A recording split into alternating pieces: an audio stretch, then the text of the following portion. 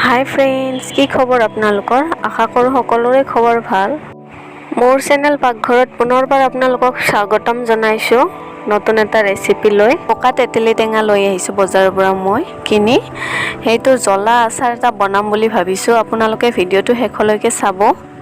তেতেলীখিনি মই ধুনীয়াকৈ বাছি ল'লোঁ, সৰু সৰু ঠাৰিবিলাক গুচাই দিলোঁ।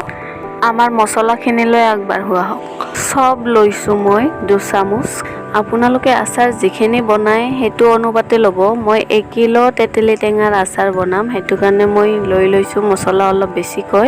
গোটা জিৰা লৈছোঁ মই 1.5 চামুচ, আৰু জালুক লৈছোঁ মই 1 চামুচ, ধনিয়াৰ গুটি লৈছোঁ মই 1 চামুচ, আজৱাইন 1 চামুচ লৈছোঁ, আৰু মেথি গুটি 1 চামুচ লৈছোঁ।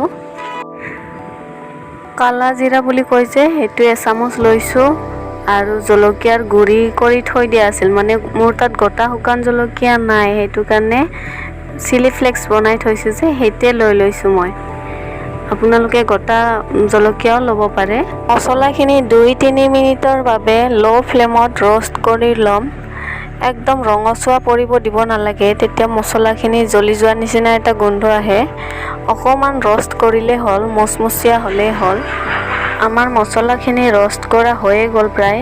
এয়া চাওক কি যে ধুনীয়া গোন্ধ ওলাইছে না। মছলাখিনি এতিয়া মিক্সাৰত পিচি ল'ম। মছলাখিনি একদম মিহি পাউডাৰ বনাব নালাগে, অকণমান গোটা গোটা থ'ব লাগে। আচাৰৰ মছলা তেনেকৈ বনায়, এনেকৈ বনাব লাগে। চাই লওক আপোনালোকে, সেয়া বেছি মিহি কৰা নাই। তেতেলীখিনি এটা ডাঙৰ পাত্ৰত লৈ লৈছোঁ। এইখিনিত এতিয়া গোটেই মছলা এক লগত দি নিদিব, অকণমান অকণমানকৈ দিব। ডাঙৰ চামুচ এখনেৰে 3 চামুচমান মছলা মই ইয়াত দি লৈছোঁ। আচাৰৰ কালাৰটো ধুনীয়া কৰিবৰ বাবে কাশ্মীৰী ৰেড চিলি পাউডাৰ 1 চামুচ দি লৈছোঁ মই। ক'লা নিমখ আধা চামুচ দি দিছোঁ, আৰু বগা নিমখ দি দিছোঁ ডাঙৰ চামুচেৰে 1 চামুচ। আপোনালোকে সোৱাদ অনুসৰি দি ল'ব।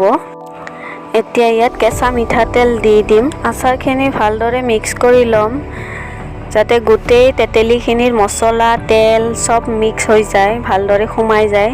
চাওকচোন দেখিবলৈ কি ধুনীয়া হৈছে, লোভ লাগি গ'ল মোৰ। আপোনালোকৰ লাগিছেনে নাই? আচাৰখিনি এতিয়া কাঁচৰ বৈয়াম এটাত ধুনীয়াকৈ ভৰাই থ'ম, যেন কাঁচৰ বৈয়ামটোত অকণো পানী নাথাকে। ভালদৰে ধুই শুকাই ল'ব আৰু আচাৰখিনি ইয়াত ভৰাই থ'ব। আপোনালোকে চাব আচাৰখিনি অকণো বেয়া নহ'ব। ইয়াত ভিনেগাৰ নিদিলেও হৈ যাব, মই ভিনেগাৰ দিয়া নাই ইয়াত। আচাৰখিনি খালি মাহত 2-3বাৰ আপুনি ৰ'দত দি দিব। আচাৰখিনি 1 বছৰ 2 বছৰৰ বাবে ষ্ট'ৰ কৰিব পাৰে, অকণো বেয়া নহয়। ভিডিঅ'টো চাই কেনেকুৱা লাগিল কমেণ্টত জনাব, আৰু মোৰ চেনেলটো ছাবস্ক্ৰাইব কৰিব। ভিডিঅ'টো শেষলৈকে চোৱাৰ বাবে ধন্যবাদ। প্লিজ চেনেলটো ছাবস্ক্ৰাইব কৰিব, ভিডিঅ'টো লাইক কৰিব।